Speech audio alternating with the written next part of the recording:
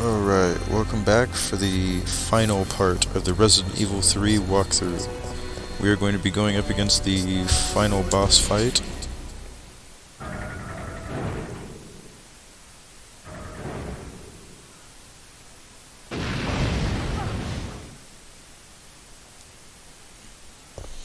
Here we see one of the coolest shots in the Resident Evil franchise.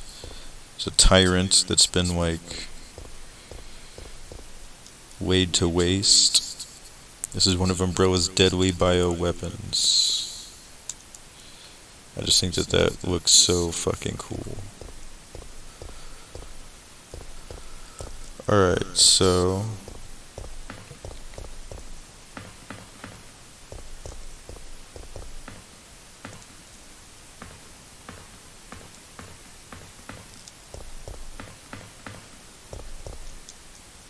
checking system.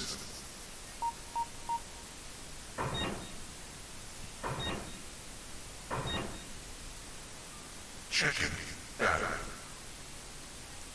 Warning, there is not enough power to activate the system.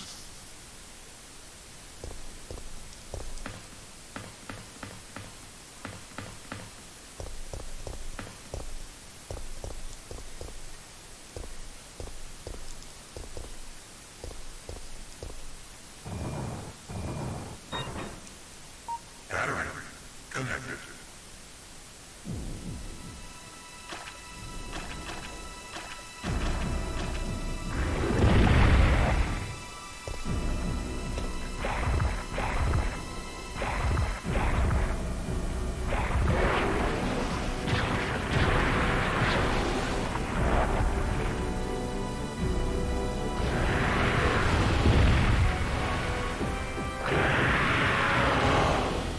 and we see Nemesis in his final form. Oh my god. So we have to finish connecting these batteries. Battery connected. He's a behemoth monstrosity of deformation. Battery connected. Rail cannon has been activated. Executing quick charge program. Preparing to fire.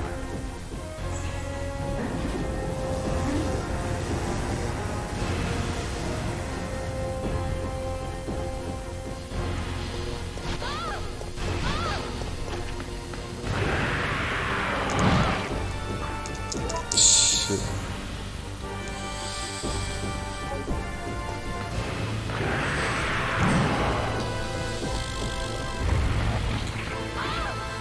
Come on.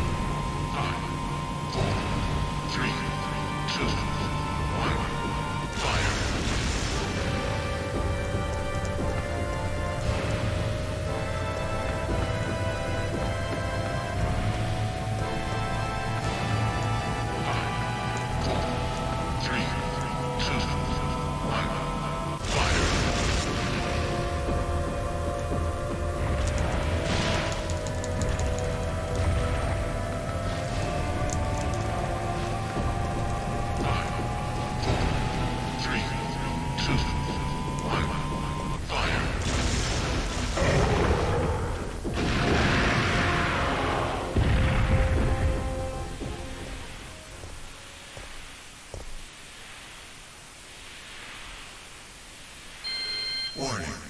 System overheating. Enter cooldown mode.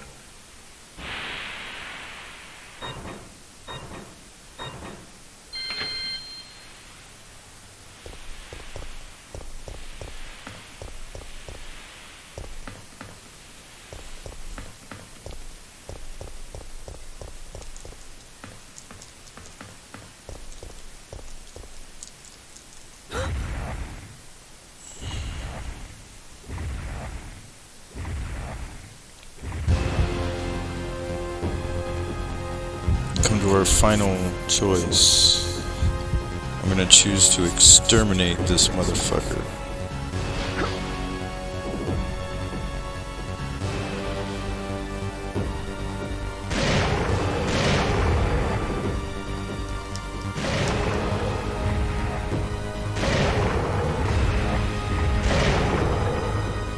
You want stars? I'll give you stars.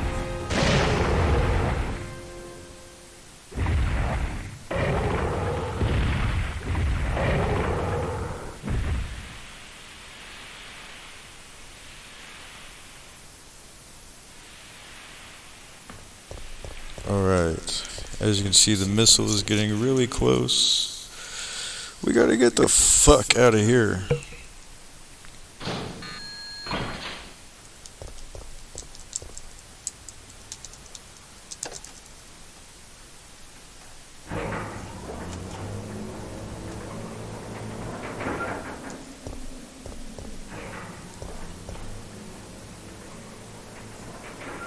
Jill, It's over, Carlos. what are you talking about? Don't you hear that? There's a second chopper, and it's here to rescue you. But who is it? Who could possibly be looking for me? It doesn't matter. We just have to be there when it lands.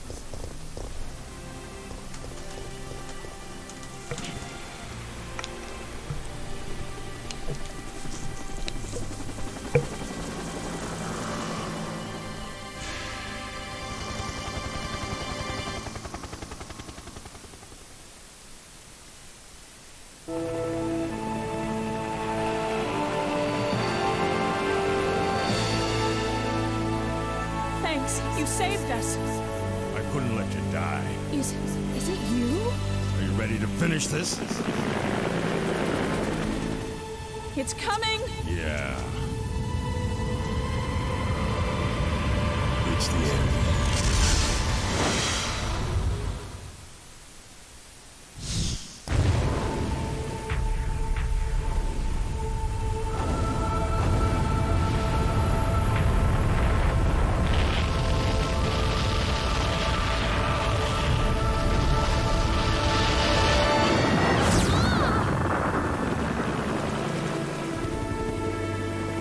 That's it.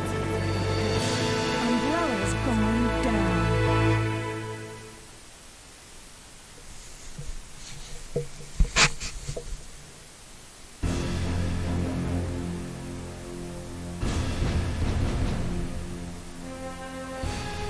And now we have a rather unfortunate turn of events. It seems that the President and the Federal Council have passed judgment over the civilians of Raccoon City. The President and Federal Council have ruled that the Backless Terminate operation is the best course of action for this extreme situation, and have since executed. Based on that fact, Raccoon City has been literally wiped off the map. Current reports have the death toll surpassing the 100,000 mark. Our hearts go out to those poor civilians of Raccoon City.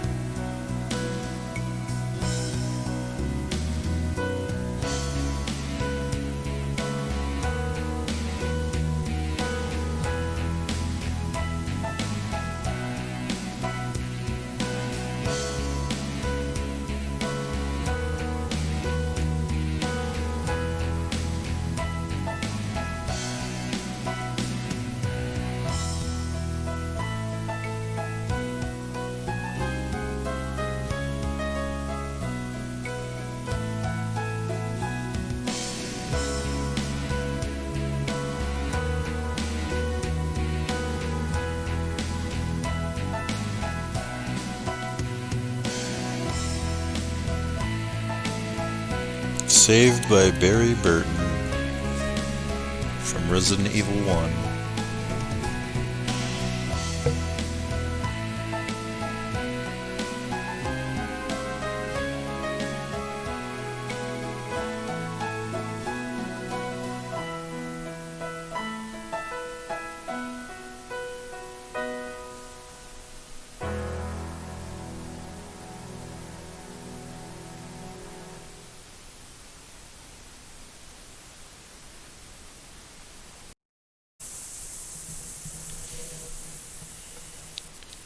Alright, so as I explained, if you pick up every single file in the correct order in this game, once you start up a new game, you will have unlocked a bonus file.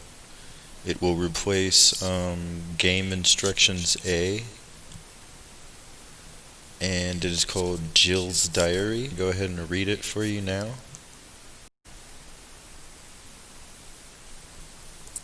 August 7th. 2 weeks have passed since that day. My wounds have been healed, but I just can't forget it. For most people, it's history now. But for me, whenever I close my eyes, it all comes back clearly. Zombies eating people's flesh and the screams of my teammates dying. No, the wounds in my heart are not healed yet.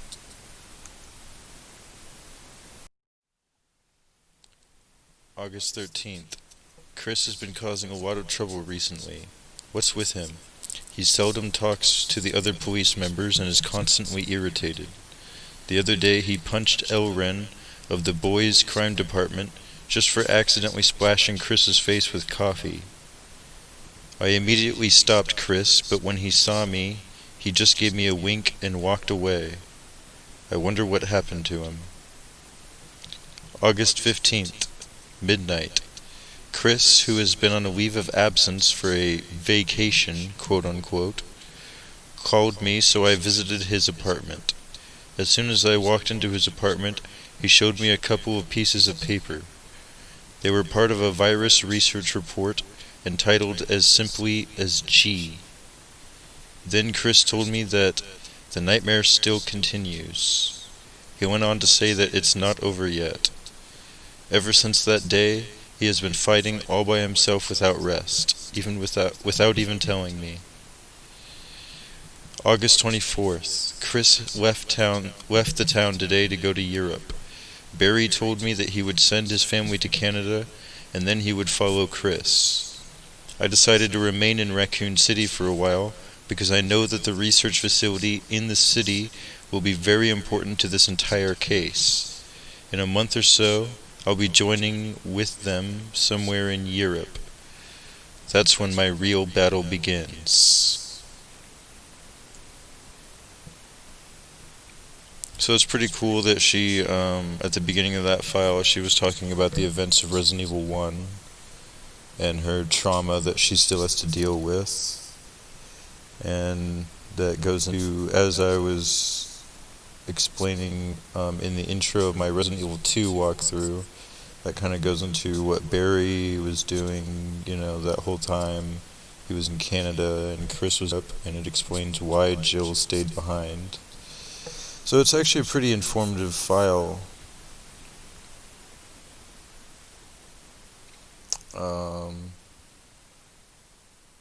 Yeah.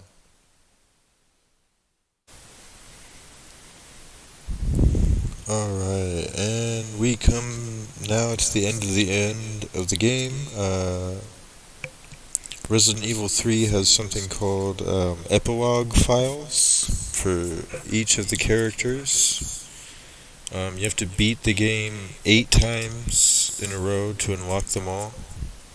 You get one each time you beat the game, but I'm going to go ahead and show you all of them.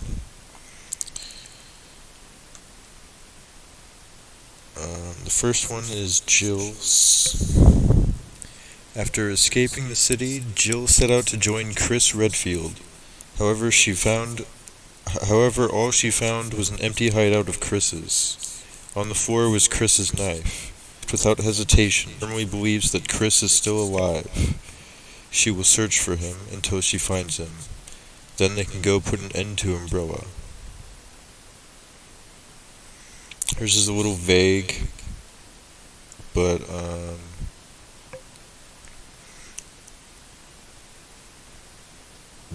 they definitely knew what game was coming next, so this is kind of like in reference to Code Veronica, I think. But anyways, that is Jill's epilogue file.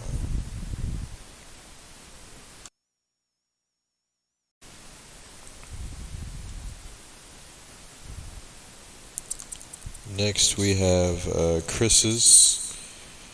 Please forgive me, Claire.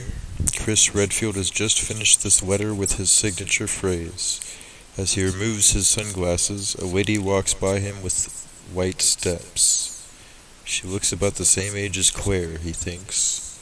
A short time later, Chris discovered that his sister was looking for him, but was caught.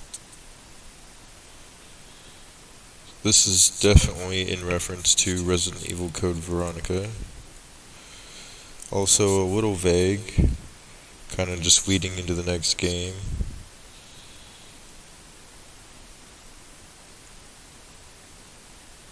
But that is Chris's epilogue file.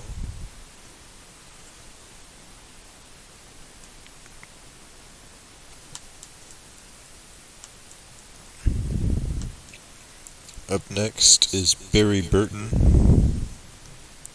Barry Burton looks at his young daughters and says, "I'm sorry, but my comrades are waiting for me."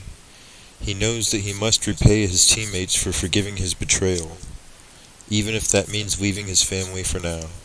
His wife tries to hide her fear, so she smiles and says, "Don't worry, we'll be okay."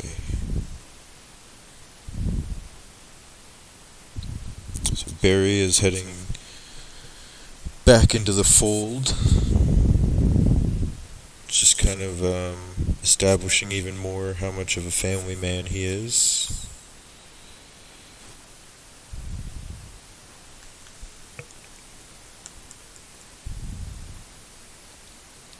Leon Scott Kennedy is confronted with a man who claims to be a U.S. government agent. Leon says, "Leave Sherry alone, she is innocent. She knows too much," the man replies. He looks at Leon and says, "But you have value. This is a good deal. Make your choice." Without regret or hesitation, Leon closes his eyes and then sharply responds.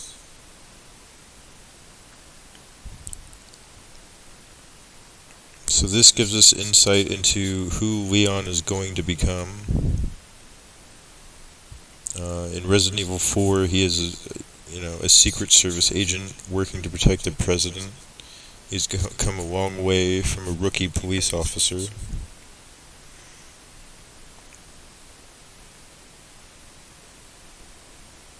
And apparently he was kind of forced into it.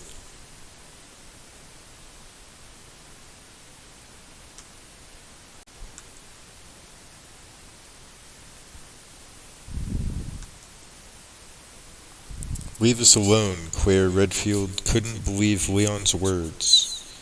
Leon continued, "You're looking for your brother, right? Just go." Claire knew that Leon and Sherry needed immediate medical attention, but she could not waste any more time. I'll be back, I promise," she said as she disappeared into the wilderness alone. So this definitely gives us a lot more insight into the Resident Evil 2 ending. It wasn't quite,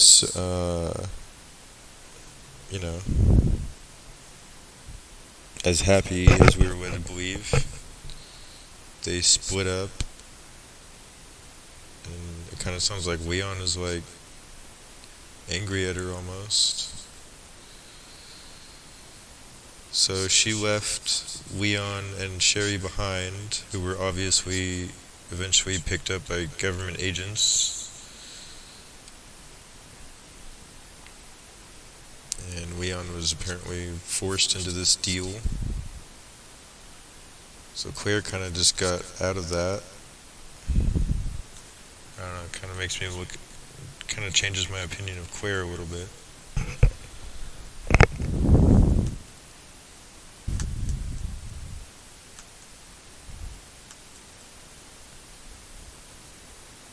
"Do you have any relatives?" When the army officer asked her, Sherry Birkin did not respond, for she has no immediate relatives. Her father and mother died because of the G virus, and so this little girl holds herself with her arms and bites her lip tight. She thinks, "I'm sure she will come back. She won't forget about me."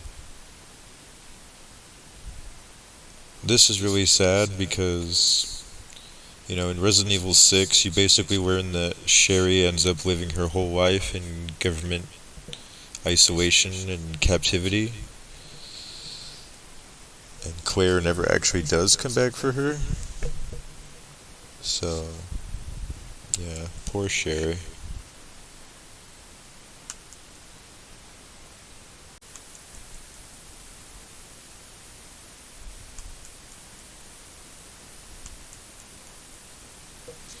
A woman looks at herself in the mirror. She used to be called Ada Wong, but this morning she will say goodbye to the name. "I'm not Ada Wong anymore." She feels her ab and thinks this is Ada's scar, not mine. And as she says goodbye to Ada Wong, she can't stop her tears. However, there isn't much time left before her next mission. This actually, I think, gives Ada Wong the most character development out of the whole series, because it really actually tells us that there are two sides to her. And in Resident Evil 2, and before that, she was actually kind of a normal person, and, it was right around this time that she lets go of the person she used to be and becomes this elusive, mysterious, spy, mercenary. But this actually shows us that there is, a human inside there.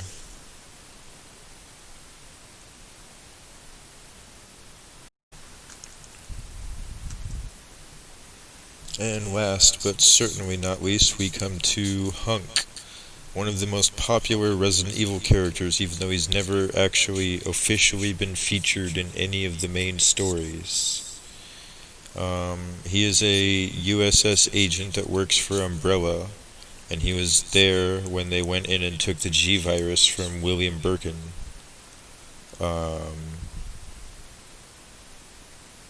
He is featured in the non-canon game Operation Raccoon City, and he's a playable character in the side mode of Resident Evil 2, The Fourth Survivor. He's also playable in several other side modes in other games like Mercenaries and Raid Mode and things like that, but he has never officially been featured in a main story. He was there in Resident Evil 2, but they all look the same, and you don't really know who's who. But anyways, once again, only you survived, Mr. Death, the chopper pilot speaks with a cold bitterness. Always only you, Death, the pilot continues. But Hunk did not respond to the pilot. He doesn't care. The Death cannot die, the survivor thinks to himself with a warm smile. And fun fact, this is literally the only place ever in the entire series that you see his face. So that about wraps it up for the Epilogue files. I personally was very disappointed that they did not have an Epilogue file for Rebecca Chambers or Carlos. I think that they both definitely deserved an Epilogue file. And I would be very curious as to what their Epilogue file would be. But anyways, thank you for watching my Resident Evil 3 walkthrough, and stay tuned for my walkthrough of the remake of this game.